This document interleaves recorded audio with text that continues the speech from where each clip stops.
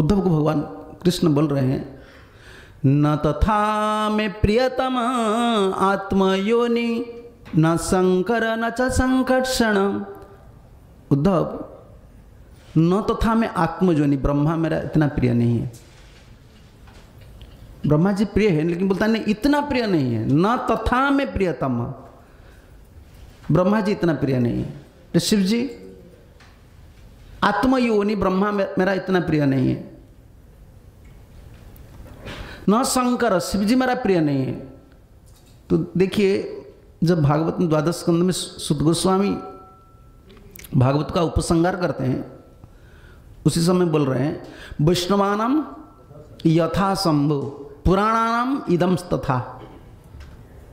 जितना पुराण है भागवतम ये भगवान की स्वरूप है, वांग्मय अवतार है।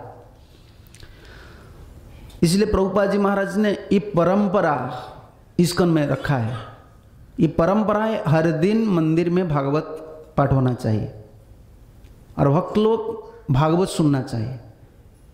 भक्ति का जो अंग है 5 अंग, 64 अंग से महाप्रभु ने कृपा करके 5 अंग दिया है। आचार्य लोग ने सारातिसार, क्योंकि हम अक्षम है। पहले से साधु लोग भक्त लोग इतना भक्ति का महिमा उनको इतना पता था और उनका इतना प्रवणता था भक्ति करने के लिए। तो मैंने देखा है वृंदावन में 20 साल से पीछे का बात, वृंदावन में देखा था एक भक्त था और दूसरा संप्रदाय में, लेकिन उनका सेवा यही था कोई भी भक्त परिक्रमा करे उनको दंडवत करना है। कोई भी जाता है वो दंडवत करता है। मैं हर दिन देखता हूँ हमारे परिक्रमा में वो भक्त का यही सेवा है, इसे साधन करते हैं। 64 अंग में प्रणति भी एक है, परिक्रमा एक है, लेकिन ये सब करना हमारे लिए बहुत मुश्किल है। 64 अंग जो है, इसलिए 5 अंग, ये 5 अंग करने से 64 अंग का फल हमको मिलेगा। 5 अंग क्या क्या? इसमें एक नाम संकीर्तन है, एक भागवत श्रवण है, और दूसरा क्या है? श्रीमूर्ति अर्चया श्रद्धा सेवन, ये 3। और क्या है? धामवास, मथुरावास, और क्या है?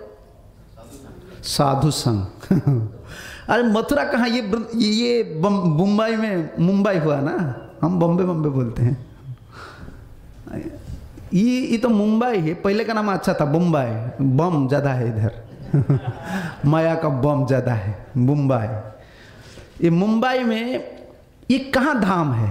तो आप देखिए आचार्य लोग जो सिद्धांत शास्त्र में दिया है, इसका स्वरूप अभी कलयुग में प्रभुपाद के आने का बाद ही प्रकट हुआ। कितना सिद्धांत को मैं, आप कोई भी संप्रदाय में आप उनको लाइए साधु को, मैं इसे प्रभुपाद जी की संस्था में हूं इसीलिए बड़ा बात प्रभुपाद जी करता हूं, ऐसा नहीं। कितना भागवत में सिद्धांत है, जिस सिद्धांत प्रभुपाद अगर इस जगत को नहीं आए होते ये प्रतिपादित नहीं हो सकता। इसमें एक श्लोक है, एक स्तुति है प्रभुपाद जी का, बहुत प्रिय स्तुति भागवत में, सुखदेव गोस्वामी का। किरात हुणांद पुलिंद पुलकसा आभीर गुहा यवन कसादयु। तो इतना जाति का लोग जिसका शरण लेने से, जो भगवान का शरण लेने से शुद्ध हो जाते हैं, तब बताइए ना, पहले प्रभुपाद जी का पहले कौन आचार्य इस जगत में इतना जाति का लोग को, निम्न जाति अंत्यज्य, उनको भक्त किया है? बताइए। सबरी एक थे ये ना। हर अवतार में भगवान क्या क्या करते हैं? मिलेच, कोई मिलेच आ गया तो जैसा काल जवन, तो मिल गया तो मिल गया, नहीं मिला तो सिर्फ ब्राह्मण लोग को उद्धार करते हैं भगवान। ज्यादातर से ब्राह्मण ये उनका बहुत प्रिय होते हैं। सुखदेव गोस्वामी स्तुति करते हैं, इन लोग जिसका शरण ले से, जो भगवान का शरण ले से उद्धार हो जाता है, ये म्लेच्छ है, अंत्यज्य है। ये प्रभुपाद जी ने प्रतिपादित किया। इसीलिए प्रभुपाद जी जब आते थे, विदेशी भक्त लोग लेकर भारत अवश्य आते थे, वो देखते थे तो जैसे मैंने सुना है वृंदावन में प्रभुपाद जी ने पहले सन्यासी किसी को दिए थे? कीर्तनानंद महाराज। वो जब आए तो वृंदावन में सारी जितना ब्रजवासी थे, जितना मंदिर में साधु थे, सब देखने गए। अरे जिसने वृंदावन में रहा है कृष्ण को देखने के लिए, लेकिन वो क्यों जाते हैं प्रभुपाद को दर्शन करने के लिए? ना, ऐसा साधु है, वो विदेशी भक्त को सन्यासी देकर लाया है, देखने के लिए जाते थे। और उस समय ब्रज में हल्ला हो गया था, ये चैतन्य महाप्रभु जैसे लगते हैं, ये विदेशी भक्त सब चैतन्य महाप्रभु, मुंडन करते हैं और गोरा शरीर है ना, वो चैतन्य महाप्रभु जैसे लगते हैं। ये कोई साधारण काम नहीं। एक भारतवर्ष की व्यक्ति को परिवर्तन करना कितना मुश्किल होता है। बच्चे से हम हरे कृष्ण जानते हैं, बच्चे से हमारा गांव में मंदिर है, भगवत गीता है, भागवत है। उनको बोलो तुम माछ मछलियाँ छोड़ो, वो जुक्ति देते हैं, हजारों जुक्ति पेश करते हैं। वो मुनि ने ऐसा मृग का मांस खाया था। तो एक बार मैं फ्लाइट में जा रहा था, तो एक ब्राह्मण है, वो रहता है मॉस्को में, हम सेम फ्लाइट में थे, इंटरनेशनल फ्लाइट में थे। तो बोला मैं ब्राह्मण हूँ, बिहार का ब्राह्मण, मैं इधर रहता हूँ, मैं बीफ नहीं खाता हूँ, मैं बीफ नहीं खाता हूँ। और दूसरा, मैं बजा दूसरा खाते हो ना? हाँ खाता हूँ। मैं बोला आप ब्राह्मण है, माछ मछलियाँ कैसे खाते हैं? इधर चौमार लोग खाते हैं, आप कैसे खाते हैं? क्या दशरथ महाराज ने नहीं खाया था? मैं बोला किधर लिखा है? तो वो 10 बार ऋषि का नाम बता दिया, ये ऋषि ने खाया था, ये ऋषि।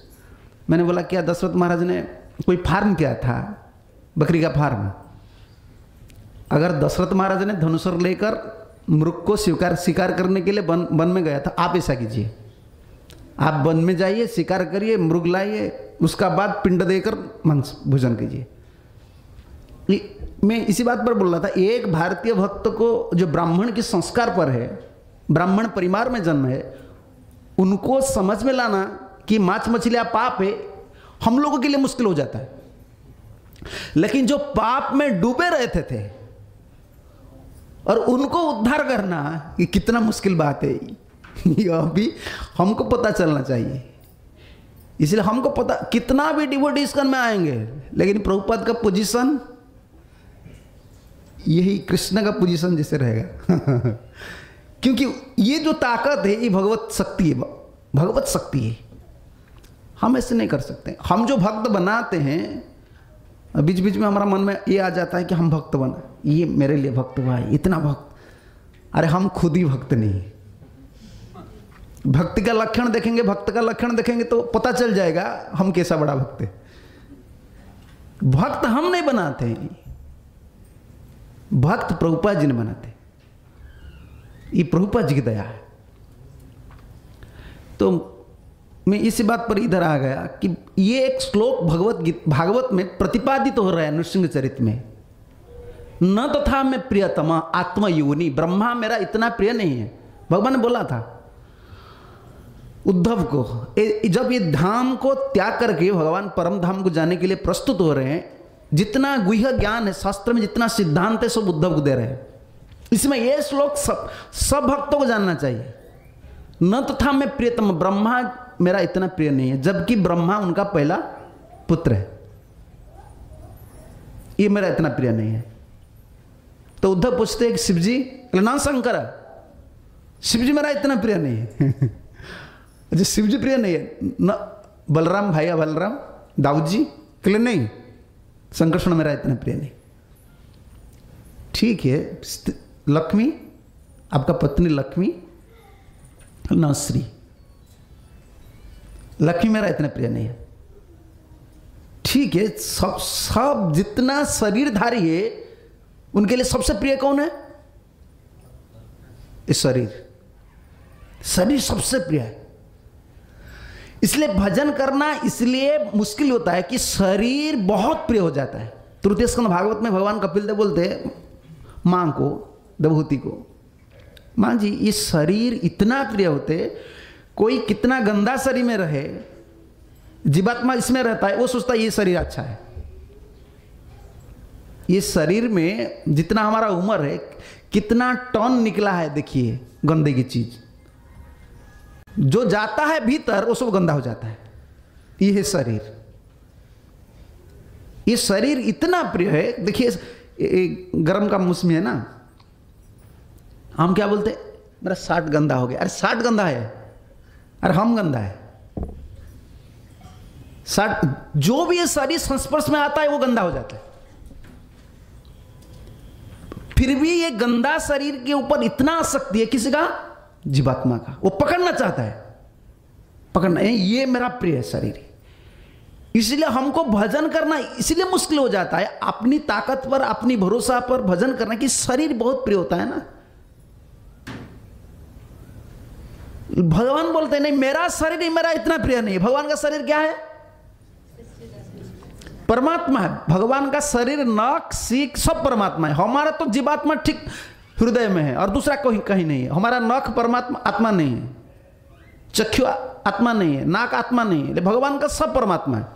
और गोलक वृंदावन में जीव गोस्वामी संदर्भ में लिखते हैं, उल्लेख करते हैं कि जितना भगवान का विस्तार गोलक वृंदावन में, वृक्ष है, तरुण है, जो वृक्ष है, पशु पक्षी जो भी है, सब परमात्मा का विस्तार है। लेकिन भगवान बोलते हैं मेरा शरीर मेरा इतना प्रिय नहीं, प्रिय नहीं है। नैवा आत्मा के लिए यथा भगवान उद्धव तुम जैसा प्रिय हो,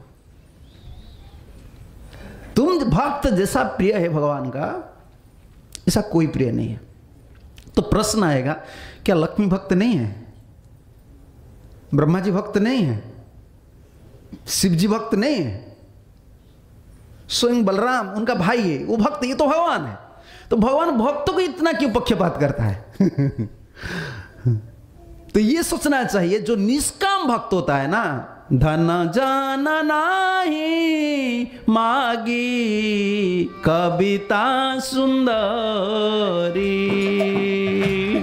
धन जान नाही मागी कविता सुंदर,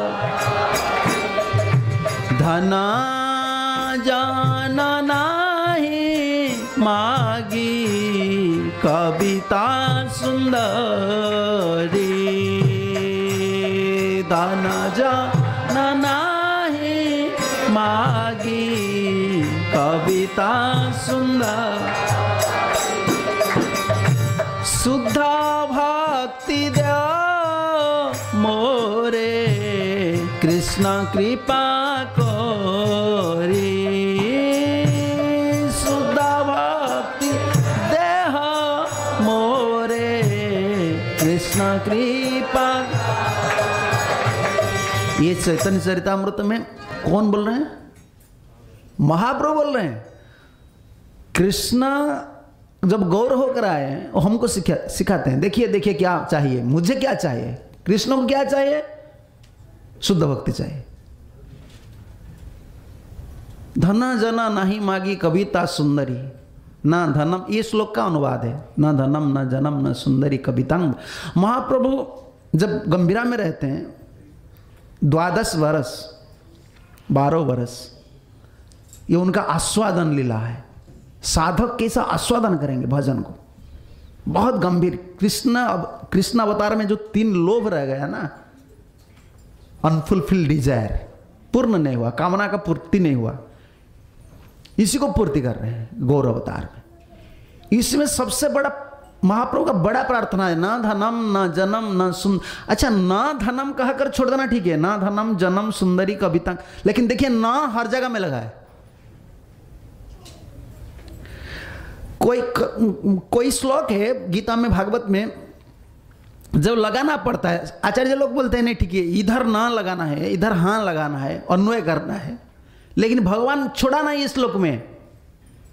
उनको पता है जीव का अंतर कामना है, वो तो मांग लेंगे। हम मना करेंगे तो धन मत मांगो, वो मांग लेंगे, जन मांग लेंगे, मुझे ज्यादा बच्चा चाहिए, इसलिए ना लगा दिया हर जगह में। ना धनम ना जन्म, देखिए ना हर जगह में लगते हैं, ना अर्थ ना नहीं चाहिए।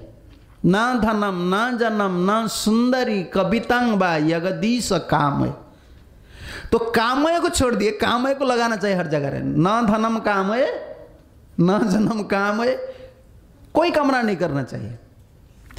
ऐसे निष्काम भक्त भगवान यही आस्वादन कर रहे थे चैतन्य महाप्रभु की भाव से। कृष्ण जो हर कुछ सेवा करते, भगवान के लिए जीवन समर्पित करते, जैसे साधु लोग, ये साधु जीवन इतना आनंद का जीवन है, सेवा से आनंद मिलता है। ये तो दंडा फंडा पकड़ लेने से थोड़ा मुश्किल हो जाता है। सेवा करने के लिए कहाँ भी आप जाएंगे तो पकड़ ले, महाराज आप बैठिए हम करते हैं। तो सेवा में इतना आनंद है, आप समर्पित होकर कोई कुकिंग करिए, प्रसाद डिस्ट्रीब्यूशन करिए, उनका बाद भक्त लोग प्रसाद पाएंगे, आपका मन में कितना आनंद आता है। जो गद्दा जैसा संसारी लोग इतना परिश्रम करने का बाद, अपना बीवी बच्चे को पालन पोषण करने का बाद थोड़ा ही आनंद नहीं मिलता है, लेकिन इधर जीवन को समर्पित आप कर दीजिए, कुछ भी नहीं चाहिए कृष्ण, मुझे कुछ भी नहीं चाहिए, मेरा यही चाहिए बस, गुरुदेव प्रसन्न होना चाहिए, भक्त लोग प्रसन्न होना चाहिए, कृष्ण प्रसन्न, आप प्रसन्न होना चाहिए, यही मेरा जीवन का लक्ष्य है। ये बहुत बड़ा साधन है। इस साधु जीवन में ये सुजग है, आप 100% सर्विस कर सकते हैं, 100% सेवा कर सकते हैं। लेकिन घर गृहस्थ में जो रहते हैं तो समर्पित 100% होना थोड़ा मुश्किल हो जाता है। आजकल तो और मुश्किल हो गया, पहले थे प्रभुपाद जी के समय, प्रभुपाद जी का कन्वर्सेशन आप पढ़िए, संलाप पढ़िए, प्रभुपाद क्या लिखते हैं। प्रभुपाद बोलते हैं मेरा जो गृहस्थ भक्त है, मैं देखता हूं वो अधिक समर्पित है। क्यों? उन्होंने देख रहा था प्रभुपाद से क्या है,